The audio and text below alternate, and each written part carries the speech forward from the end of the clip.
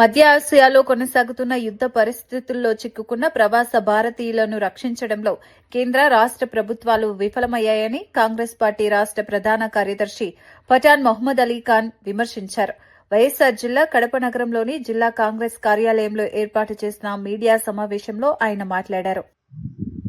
నరేంద్ర మోడీ ప్రవాసాంధ్రులను రక్షించడంలో రాష్ట్ర ముఖ్యమంత్రి చంద్రబాబు నాయుడు ఘోరంగా వైఫల్యం చెందారు.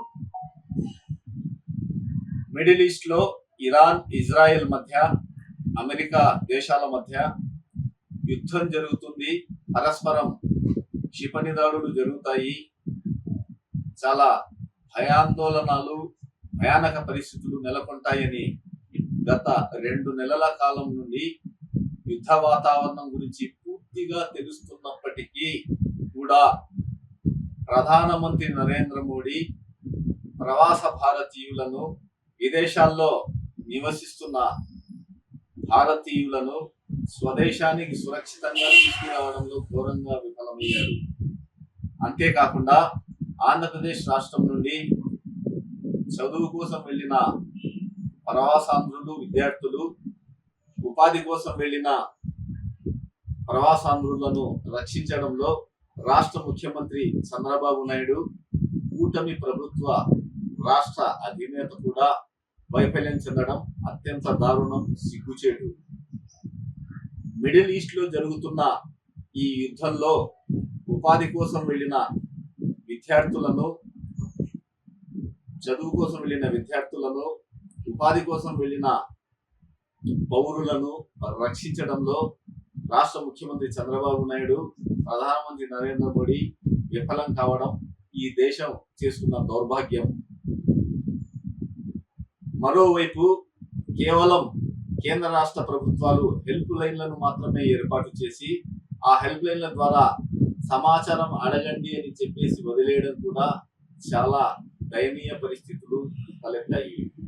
ఓవైపు Kuwait, Saudi Arabia, Iran, Israel తదితర ఖతార్, లెబనాన్ తదితర విదేశాలలో ప్రవాస భారతీయులు తమ ప్రాణాలు అరచేతిలో పెట్టుకుని క్షిపణి దాడుల నుండి, యుద్ధం నుండి తమను తాము కాపాడుకోవడానికి ఏడుస్తూ, రోధిస్తూ తమను రక్షించాలని అనుసరిస్తున్న విదేశీ విధానాన్ని కాదని, రష్యా, ఇరాన్ స్నేహాన్ని వదిలివేసి అమెరికా, ఇజ్రాయెల్తో దోస్తీ చేస్తున్న నరేంద్ర మోడీ భారతీయ ప్రాణాలని ఎరగా వేశాడు. భారతీయుల ప్రాణాలని, ప్రవాస భారతీయుల్ని అడ్డుగా పెట్టడం చాలా దారుణం, శోచనీయం. మరోవైపు ఈ యుద్ధ ప్రభావంతో దేశీయ స్టాక్ మార్కెట్లు తీవ్రంగా పడిపోతున్నాయి, షేర్లు పతనమవుతున్నాయి. ఇప్పటి వరకు జరిగిన 4 రోజుల యుద్ధ ప్రభావం వల్ల దేశీయ స్టాక్ మార్కెట్లు 6.59 లక్షల కోట్ల మేర పూర్తిగా నష్టపోయాయి. అంతేకాకుండా ఇక్కడి ఎగుమతులు, దిగుమతులు కూడా పూర్తిగా నిలిచిపోయాయి. వాణిజ్య వర్తకం కూడా పూర్తిగా స్తంభించింది. భారతదేశాన్ని పూర్తిగా విధ్వంసం చేస్తున్న నరేంద్ర మోడీ అంతర్జాతీయ స్థాయిలో కూడా భారతదేశాన్ని కకావికలం చేశాడు. కాంగ్రెస్ పార్టీ దీన్ని పూర్తిగా ఖండిస్తుంది.